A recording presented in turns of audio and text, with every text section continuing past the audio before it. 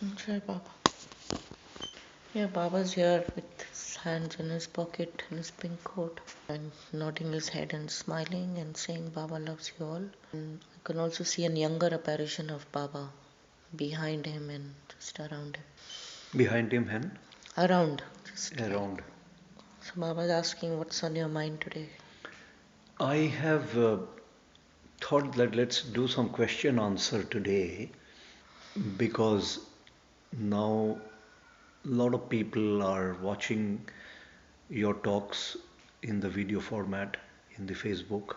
Uh, some of them have come back asking for some kind of a proof or evidence that this is Baba speaking someone else, and someone some others may have not reached out to us, but they may have this doubt in their mind that is it really Baba speaking, Baba communicating, Baba giving the message. So I think today may be a good day to spend some time.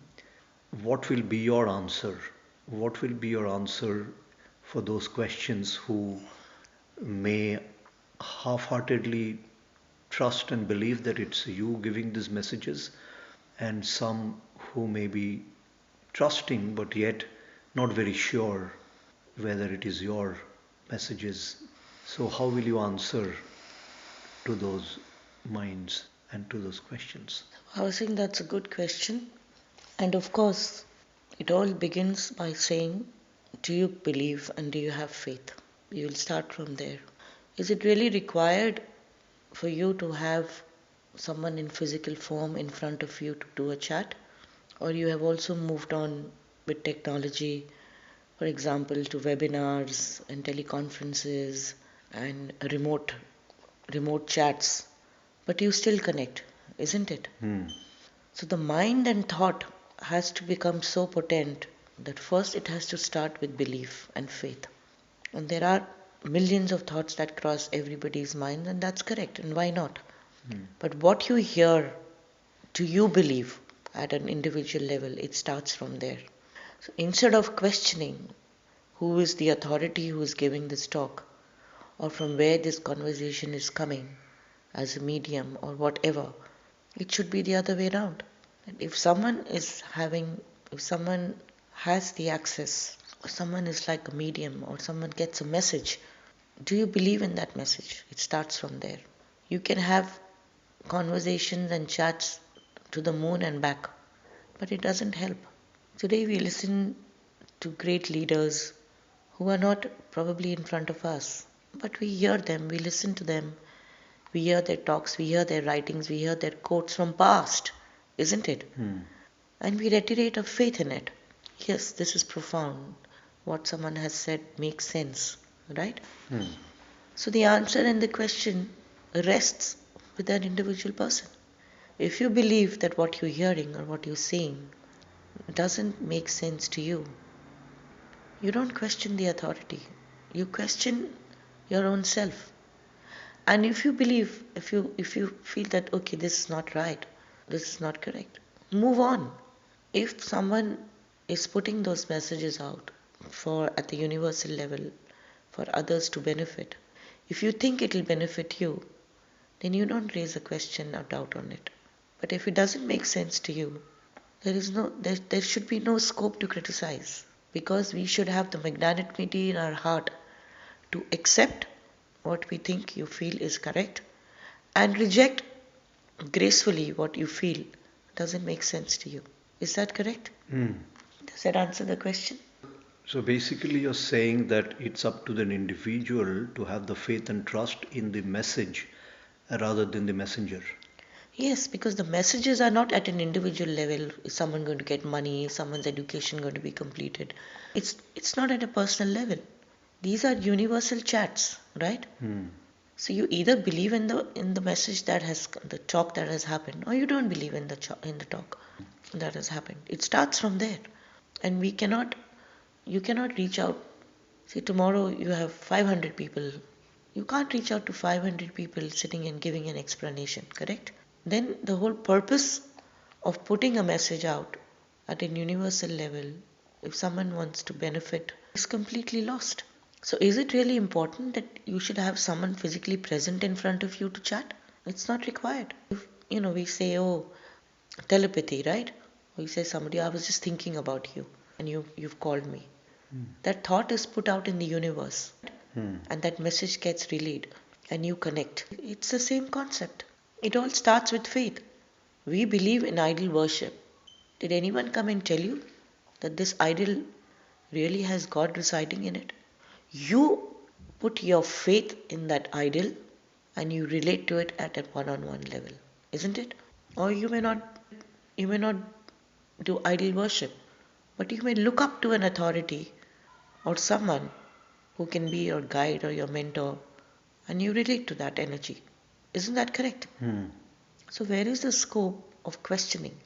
A doubt and a question comes in someone's mind where you feel and believe to start with that it is not in sync to your ideology.